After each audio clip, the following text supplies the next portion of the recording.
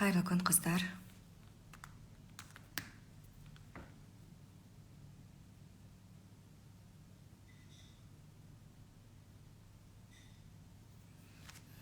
Сәлеметсіздер ме? Сіздерді көрмесем, менде бір кәдімгідей сағынып, коллективмен кездесетіндей сезімде болып жатам. Біз бүгін кешегі тақырыпты ары қарай талқылаймыз, жалғастырамыз. Кеше біз сіздерменен синдром самозванца жайлы айтқан болатынбыз. Жалпы ол деген не, бүгін толығыменен түсіндіріп айтып берем деген. Синдром самозванца біздің бәріміздің ішімізде белгілі мөлшерде болады. Жалпы самозванец деген сөздің өзі орыс тілінен аударғанда екі сөздің бірігуінен сам себя называет, сам себя о себе дает зов деген сөз, сам называет себя кем-то. Самозванец деген сөз басқа бір жаңағы атақты, басқа бір даңқты, өзінің қолынан келмейтін нәрсені өзіне жабыстырып алу, өзіне соны іліп алу мойнына. Мен сондаймын деп, мысалы, мен жазушымын, мен атақтымын деген секілді. Мен мықты дәрігермін деп, мысалы, дипломым болмай тұрып, мен білімім болмай тұрып, мен керемет дәрігермін деп айтқан секілді. Самозванец деген сөздің мағынасы. Ал синдром самозванца деген сөз бұл осындай нәрсеге, осындай күйге еніп кеткендей жағдайдан қорқу, қашу. Мысалы ретінде келтіретін болсақ, түсінікті болу үшін. Синдром самозванца біздің біліміміз бар. Талай нәрсе оқыдық, қолымыздан талай дүние келеді. Бірақ осы қолымыздан келетін дүниені біз ары қарай көрсетіп жеткізе алмаушылықтың қорқынышы. Менің білімім әлі жеткіліксіз. Мен әлі оны жасай алмаймын. Менің ақпаратым бар болғанымен, мен бәрібірде оны қазір мен дұрыс емес айтып қоям. Елдің пікірі не болады? Мүмкін мен дұрыс емес жауап беріп қоям. Сұрақтарына дұрыс жауап бермей қалам. Тікелей эфирге шығуға қорқам. Инстаграмға шығуға қорқам. Өзімді көрсетуге қорқам. Мүмкін маған бір сұрақ қойып қалады, мен не деп жауап беретінді білмей қалам. Мүмкін мен айтқан адамдар менің айтқан дүниемді орындаса, олардың нәтижесі кері болып қалуы мүмкін. Нәтиже шықпай қалуы мүмкін. Мен кінәлі болып қалуы мүмкінмін.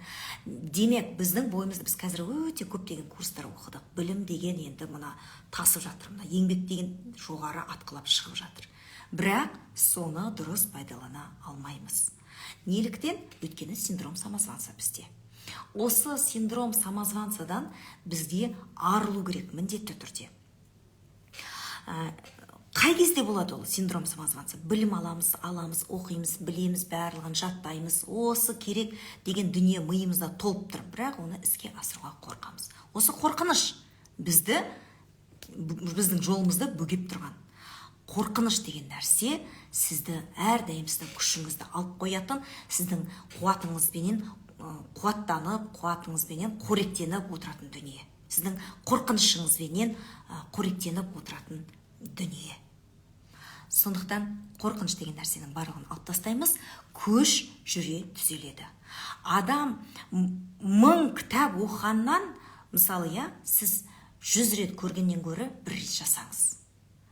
100 рет, мысалы, сыр, мысалы, ірімшіктің дәмін көргеннен гөрі 1 рет дәмін көріңіз. Сонда оның нақты қандай екенін білесіз.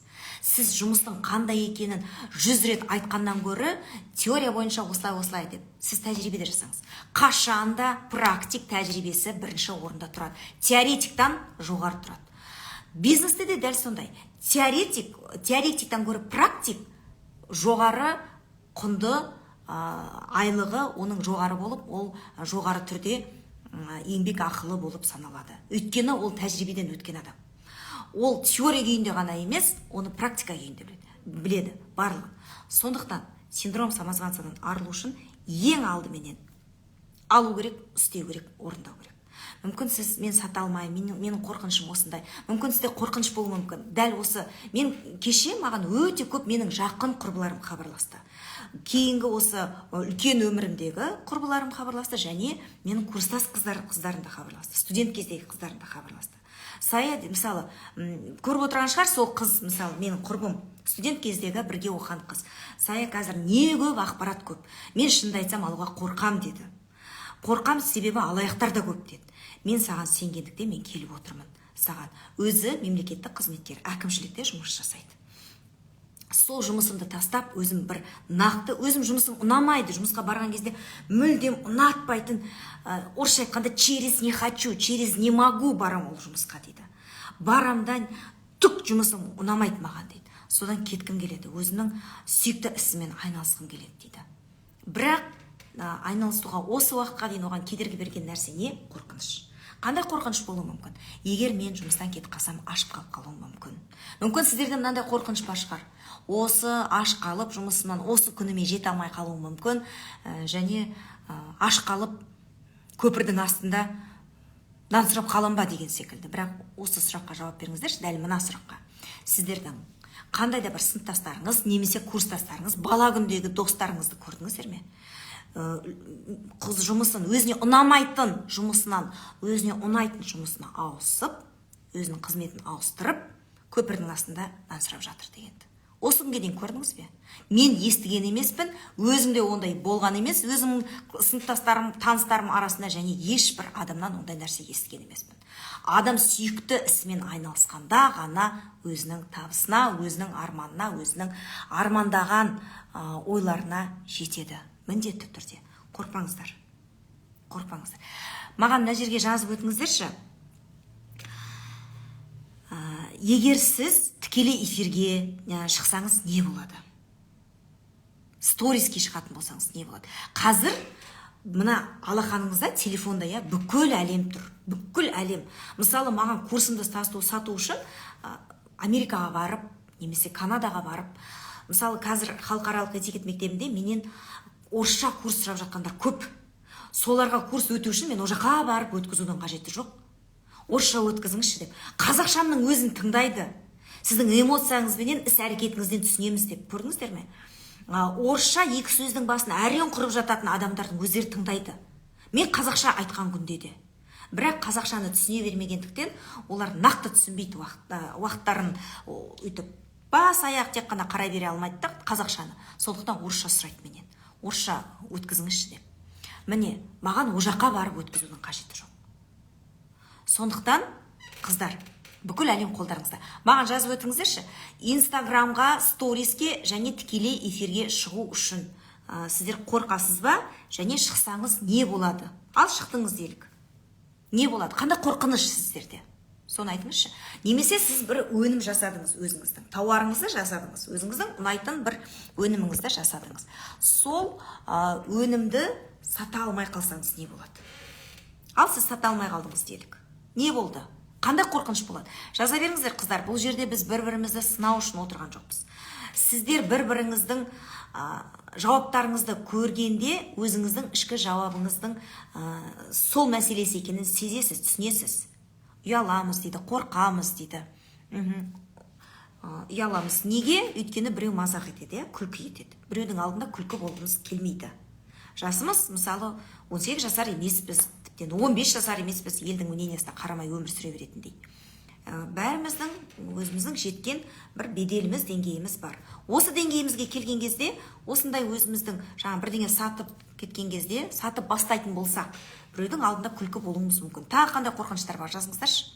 Жазып өтіңіздер, қыздар. Қандай қорқыныш бар сіздерде? Өзіңіздің тауарыңызды, өзіңіздің өніміңізді, немесе өзіңіздің эфир сақтаңызшы. Эфир сақтаймын, Мадина. Кеше эфир сақталмай қалды. Сондықтан тікелей эфирді соңына дейін көріп шығыңыздар. Кешегідей Инстаграм сақтамай қалса, онда мен әрине ол уақытта шарасыз болып қалам. Қандай қорқыныш бар? Инстаграмға шығу үшін, тікелей эфирге шығу үшін, және тауарыңызды сату үшін. Қандай қорқыныштар бар? Соларды жазып өтіңіздер. Сата алмай қалсаңыздар не болады? Ал мысалы сіз сата алмай қалдыңыз делік. Сата алмай қалсаңыз, тауарыңызды алдыңыз, ал сата алмай қалдыңыз. Қандай қорқыныш? Не болып қалады онда сізбенен? Мазақ қылатын сияқты дейді. Ол да дұрыс. Дұрыс, қыздар, осылай шынайы түрде жазу керек. Бұл қорқыныштың барлығынан мен де өткем. Ұялам, бәрі күлетін сияқты дейді. Өте дұрыс айтасыз. Мен де өттім. Мен де ұялдым. Мен де Сіздерге айтайын ба, ұялудың көкесі менде болған. Бүгін қыздар менің енемнің дүниеден қайтқан күні. 13 жыл болды. 13 жыл бұрын енем осы 30-шы қыркүйек күні дүниеден өтті. Аяқ астынан 48 жасында кетті. Сонда енемнің бірнеше бутиктері бар етін. Жабық сауда орталығында бутиктер бар етін, және кәдімгі базарда, далада орындар бар етін. Ашық орындар бар етін. Сатушылар шықпай қалған күні өзім шығатынмын. Мама марқұм дүниеден кеткеннен кейін сол бизнесін алу үшін, ол уақытта екінші балам менің Уалихан 1 жаста болатын. Қайтадан парламенттен декретке кеттім да, сол маманың бизнесін, енемнің бизнесін ары қарай алып кеттім. Сонда жаңа сатушыларды басқарып отырып, сатушылар жұмысқа шықпай қалған күні өзім де базарға шығатын. Сонда парламенттен таныс адам келе жатса, мен де ұялатын, теріс қарап тұратын. Базарда тұрып, қақаған аязда, 25 градус аязда. Мен ана жақта бухгалтер болып, айлықты ол уақытта біз қолма-қол ақшалай беретінбіз. Ақша беретін бухгалтермін жұмыста, ал мына жерде базарда сатушы болып тұрмын. Міне, солар келе жатқан кезде тығылып, ұялып, теріс қарап тұратын. Еғдай өтіп кетсе екен, еғдай көрмесе екен, мен еғдай көрмесе екен деп. Бұрынғы достарым көрмесе екен, бұрынғы мен таныстарым көрмесе екен, жұмыстағы әсіресе әріптестерім көрмесе екен деп ұялатынмын. Теріс қарап тұратынмын. Көзіме көзілдірік тағып аламын.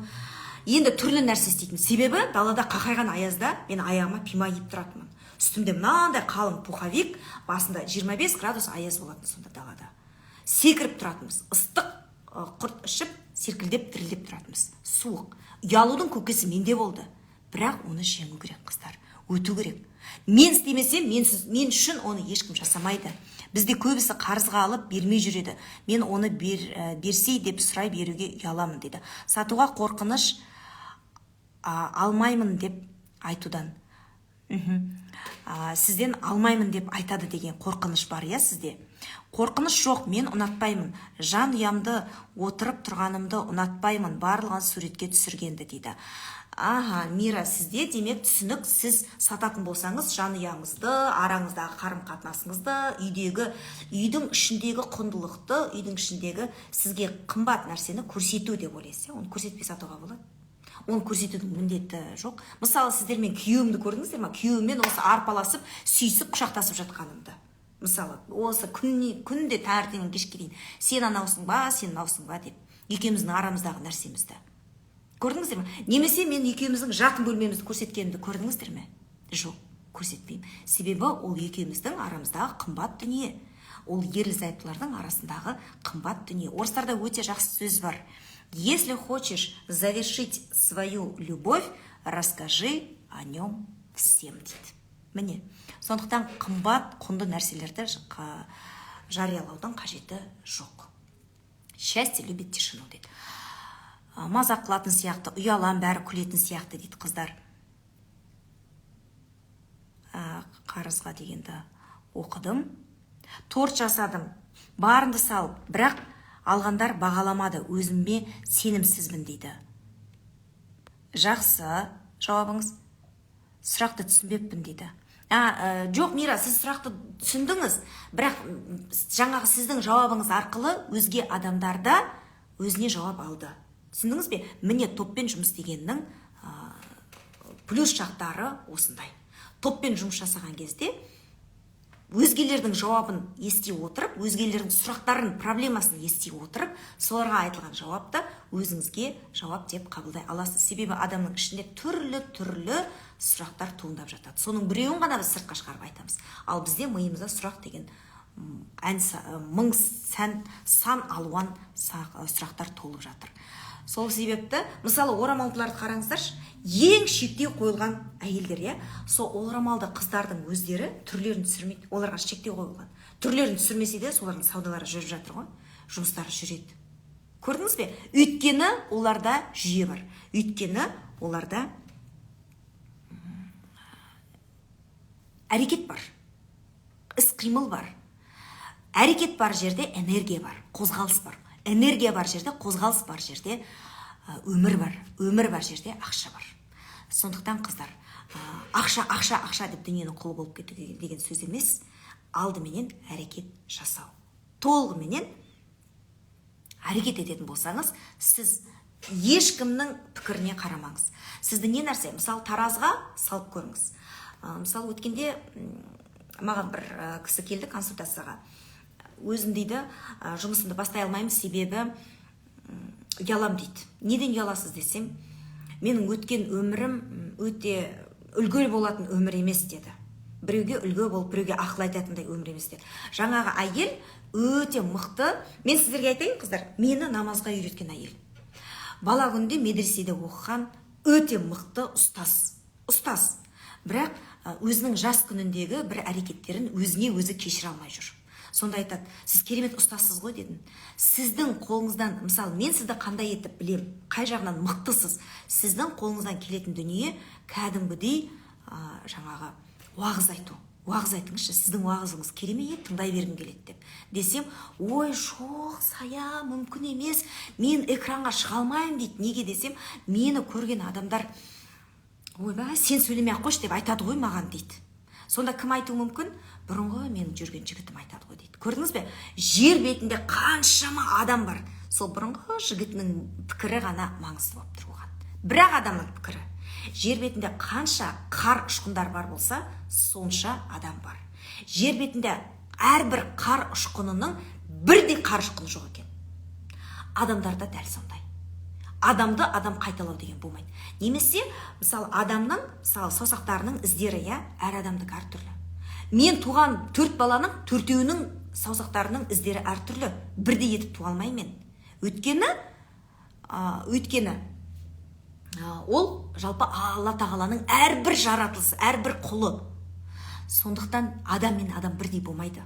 Қар ұшқыны бірдей болмайды. Тіптен десеңіз, көзге көрінбей ұшып кететін дүние болғанменен бірдей болып келмейді. Сондықтан қараңыз, бір адамның пікірі оған маңызды болып тұр, бүкіл өмірін өсірмеуге. Енді таразыға салып көріңіз. Сіздің бала-шағаңыздың болашағы тұр. Мына жерде сіздің әрекетіңізден тәуелді оның болашағы. Екінші жақта сол бұрынғы жүрген жігітіңіздің сізді тастап кеткен, сізбен жүрмей қалған, үйленбей қалған сізге жігітіңіздің пікірі. Ой, қош, сен сөйлемей қош деген. Мына жерде бала-шағаңыздың болашағы. Екеуі бірдей болып тұр. Қайсысын таңдайсыз? Қайсысы басым? Егер сіз сол қорқынышпен отырсаңыз, сол жігітім маған айтады, солай мен көріп қалса деп, ол жігітіңізге ол сіз керек емес, шын айтам. Оның өзінің бала-шағасы, өзінің несі бар. Сіздің де күйеуіңіз біреудің жігіті кезіндегі. Мысалы, оған қызық па қазір біреудің өмірі басқасы. Бала-шағамды қалай асыраймын, қалай жеткізем деп деумен басын қатырады. Сонда жаңағының пікірі, егер сізге маңызды болса, бұрынғы жігітіңіздің, соны ойлап отыра беріңіз. Адамның ойы қайда болатын болса, фокус. Орыстарда өте жақсы сөз бар. Где фокус, там и результат. Фокусты қайда жіберетін болсаңыз, сол жерде нәтиже болады. Сонда жаңағы ой балалардың болашағын басып жібереді. Ал егер балалардың болашағы маған маңызды, маған мынаның ойы пішту дейтін болсаңыз, не айтсам, оны айтсын. Қайта мен балаларымды өсіріп жіберсем, масқара, мен ана қызға үйленуім керек еді кезінде. Қандай керемет ана қыз екен. Осындай болады деп ойламаппын. Деген нәрсе жақсы емес па қайта? Сіз балаларыңызды өсіре отырып, өзіңіздің мықты екеніңізді сонда дәлелдейсіз. Ана адамды өкіндіріп қаласыз. Мысал ретінде айтып отырмын сіздерге. Маған келетін консультацияға келген қыздардың мысалдары. Қай жолды таңдау өзіңізге байланысты. Ал ол тек әрекеттен ғана болады, қыздар. Әрекет түбі берекет. Бізден әрекет, Аллахтан берекет. Сондықтан еш қорықпаңыздар. Қолыңыздан келмей ма, бір рет құлайсыз ба, тұрыңыз, жүріңіз. Құлаған адам жеңбейді. Неше рет құлаған адамнан емес, неше рет құлағаннан кейін тұрған адамнан сұра дейді.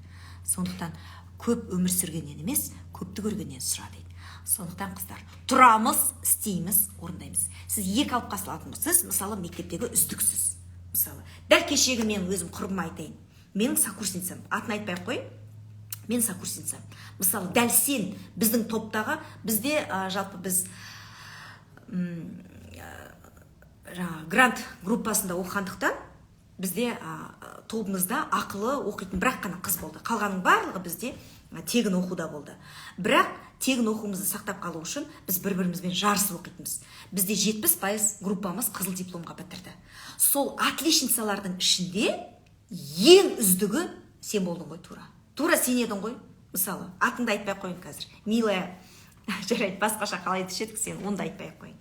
Сен болдың ғой, мысалы қара, сен ең үздіксің, иә, сол үздік мінезіңді өзіңе жарататын болсаң, сен әлде қайда өзіңді жасап кетесің. Сондықтан қорықпаңыздар. Неше рет құласаңыз, содан артық тұруымыз керекпіз. Тұрыңыз, істеңіз, әрекет етіңіз, орындаңыз. Сонда ғана сіздің нәтижеңіз болады. Қалай істеу керек? Оның барлығын қалай құру керек? Сонда ол қыз айтады, мен не істерімді білмеймін дейді, жаңағы құрбым айтады. Мен не істерімді білмеймін. Сая, сенің мектебің бар, сен білесің, сенің алдында жоспарың бар дейді. Ал мен не істеймін дейді. Ол не істеу керектігін мен сіздерге курс барысында айтам, қыздар. Мен сіздерге сен тұр, дүкеннен алып нан сат, сен мынаны бүйтіп істе деп айтпаймын. Оны өзіңіз табасыз. Өзіңіздің ең мықты қасиетіңіз қандай, соны анықтайсыз. Мен сіздерге мына әңгімені маған арнап жатқан сияқтысыз дейді.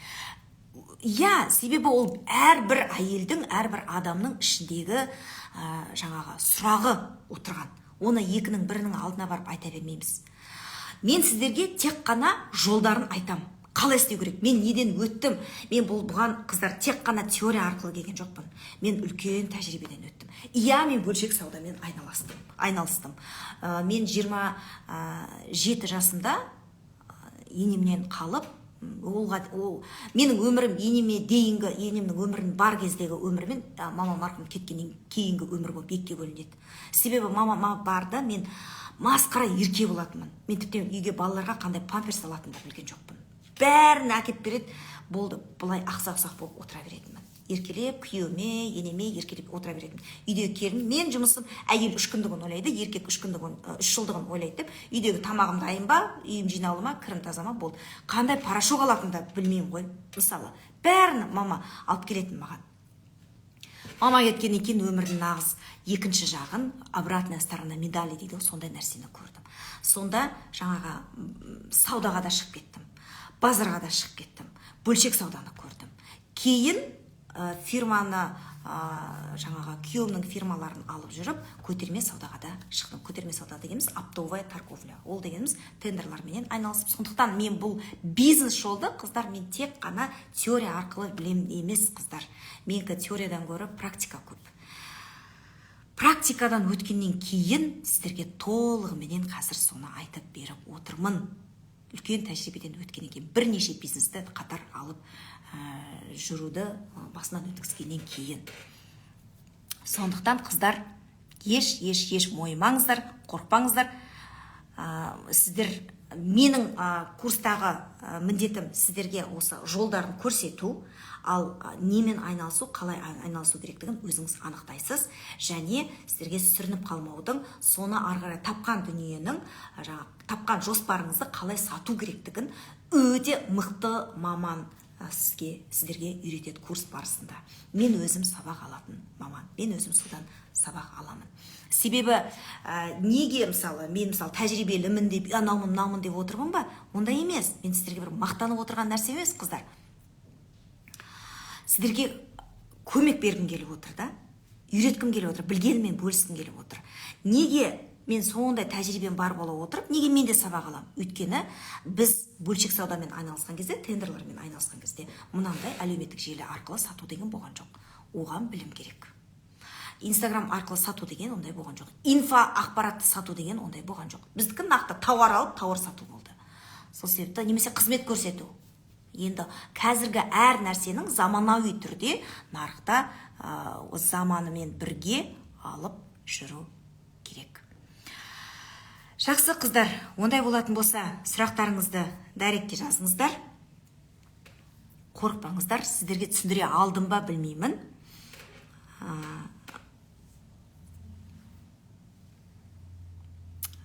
Түсіндіре алдым деп ойлаймын. Эфирді сақтаңызшы дейді, өтініш дейді. Міндетті түрде сақтаймын эфирді. Сұрақтарыңыз болса, төменгі комментарийге жазып өтіңіздер. Міндетті түрде. Бәріңіздің сұрақтарыңызға бірінші мүмкіндігім келген кезде мен баршаңызға жауап беремін, қыздар. Баршаңызды құшақтадым. Тікелей эфирлерді үзбей көріңіздер және стористарды үзбей көріңіздер. Ертең тікелей эфирде кездескенше сау саламат